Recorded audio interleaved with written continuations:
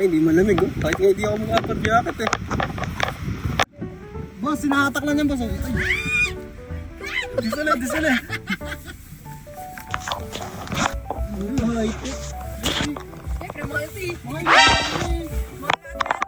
hati-hati tayo rito, siyempre. Uy, tuloy mo, tuloy mo. Tuloy mo, tuloy mo. Tuloy mo. Uy. Uy, ang angas. Pwede ba?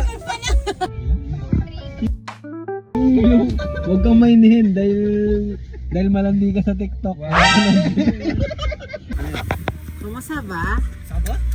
I wanted you to be there when I fall. I wanted you to see me through it all. I wanted you to be the one I love. I wanted you. I wanted you. Dito na kami guys sa Balcachir guys. Yung guys oh.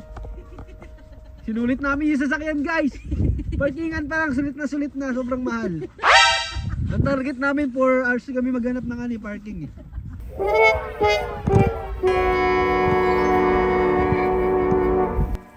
So ito yung isa pang lugar dito na pwedeng pasyalan ng mga turista o mga tiga dito sa Akibet. Waiting tayo sa mga kasama natin. Ito yung second time natin na pupunta rito. Bili muna tayo ng ticket. Pogi mo. Hindi kita yung mata mo. Hindi kita. So ayun, at bibili muna kami ng ticket dito bago kami pumasok. At ito nga pala yung store na pwede nyong bilan ng mga iba-ibang accessories para sa lamig o sa snow. At hindi nga kami nakabili ng ticket kaya nag-online na lang kami. At yun, nakabili naman kami. At tara't papasok na tayo.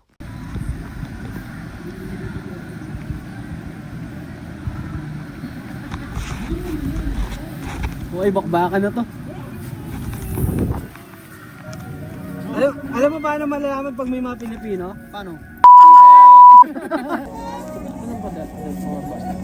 At ito na naman syempre yung unang mong gagawin katulad last year. Kukuha ka dyan ng sarili mong salbabida dahil yan yung mismong sasakyan mo para makapag-stayed ka. At huwag kang mag-alala dahil hindi ka mauubusan yan. Napakadami at meron pa sa taas. Tignan mo yung ate ko pag umuputol yan, tapos nagpatak sa akin, ikot-ikot ko yan. At nakakuha na nga kami na kanya-kanya namin salbabida at aakit na kami. At huwag ka ding mag-alala, hindi ka mapapagod na makiat dahil meron kang sasakyan paakyat.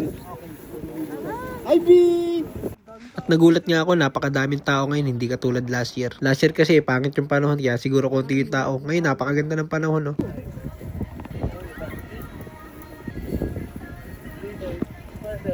At akala ko madami ng tao sa baba. Pero pagkaakyat namin dito, mas maraming tao pala. Bali noon kasi, dire-diretso na kami sa race agad. Dito, kailangan pa namin pumili na napakahaba. Kagandahan dito, kahit napakahaba, mabilis naman yung takbo ng pila. At maya-maya lamang.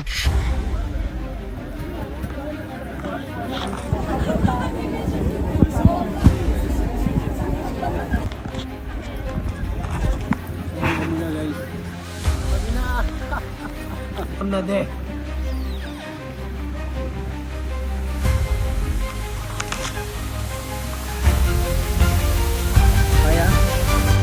I-update mo kami ha, baka mamaya ha. May vertigo ako sa rin. B-boy ka pa ba, B? Video na kayo, parang hindi ako sumama yan.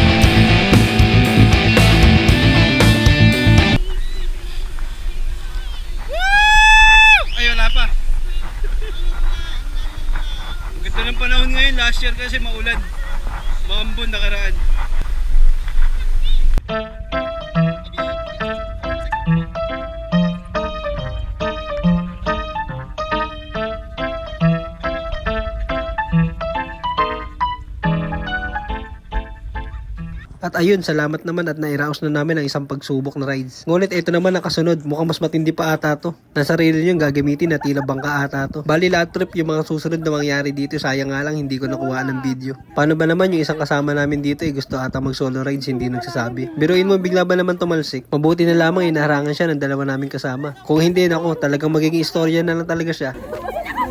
Nagkabangga tayo yung putang nila. Upo tayo, di higa.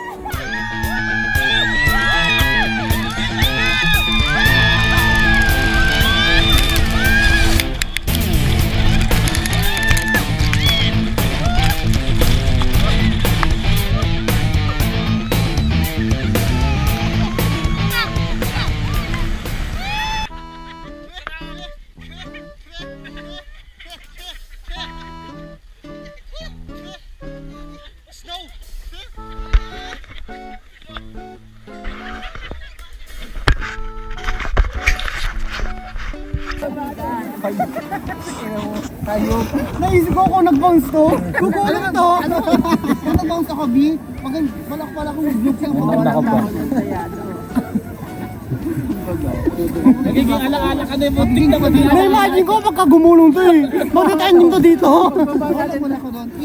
Solo rides. Akala ko magkagulong na lang. Gusto mo pala mag-solo rides, di ka nagsasabi. Bago nga pala kami mag-slide, kailangan namin pagdikit-dikitin ng mga salbabida namin para hindi kami magkahiwa-hiwalay sa slide at maiwasan na rin ang disgrasya. 4 person nga pala ang pwede magsabay sa slide at 8 person naman ang pinaka-maximum. Kaya para mas masaya, sabay-sabay na kami. Para kung masdisgrasya man, edi sabay-sabay na rin kami, di ba? Hindi, joke lang, walang ganun. Bale, plano nga pala namin mag-slide dyan sa pinakamataas dito sa Himalayan. Pero bago namin gawin yun, papahinga na muna kami at magpapainit. Lalo na ako, sobrang sakit na ng pako at kamay ko. Yung nagamit ko kasing sapatos at gloves, hindi talaga pang malamigan. Kaya pogi ako ng mga araw na to. Hindi ko lang sinasabi para kunwari matapang ako. Akala ko kasi nung una hindi ako lalamigin. Piling lokal yan. At eto na ang mga humamon sa mataas na slide. Abang matatapang na napili. Akala mo talaga matatapang, no? Hindi na lang sa laro para kunwari matapang. At ayun, nakita na namin. Sayang nga lang yung nagsarado na dito yung pinakamataas. Bebasicin pa naman sana namin yun. Naghanap pa nga kami dito ng pinakamataas pa kaya ito na lang pinuntahan namin Himalaya. Wala di man lang tumatalab sa amin yung matataas na slide dito. Panis. At pagpunta nga namin dito, napakadaming tao pa rin pala nakapili dito kahit anong oras na. Papakitaan pa naman sana natin mga Pilipino itong mga Quebecia kung paano mag-slide ng mga matatapang na Pilipino. Ganun pa man, nagtyaga kami maghintay. Kasi kung aatras kami, baka sabihin ng ibang lahi, diwag tayo. At eto, malapit na kami. Nakita nga namin ibang lahi, parang diwag na diwag sila, no? Ano ba yan? Nakakahiya. Maya-maya lamang ipapakitaan na natin itong mga to.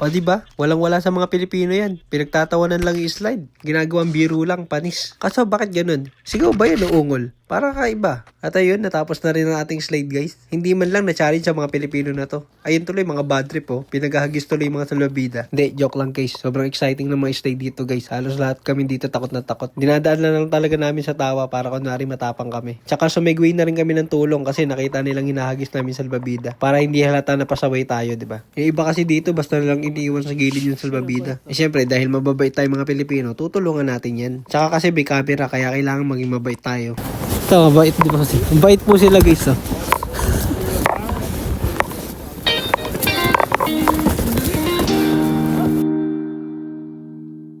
At yan, dumiretso nga agad ako sa CR para maghugas ng kamay kasi mainit naman yung tubig din rito. Parang hindi ko na kasi nararamdaman yung mga daliri ko. Parang konti na lang frostbite na yung mangyayari sa akin. Ayun, nag-ending na ang ating kasiyahan guys. Ang ating pag-slide, pagtitiis sa lamig. Sulit. Susunod na lang ulit, sana may isunod pa.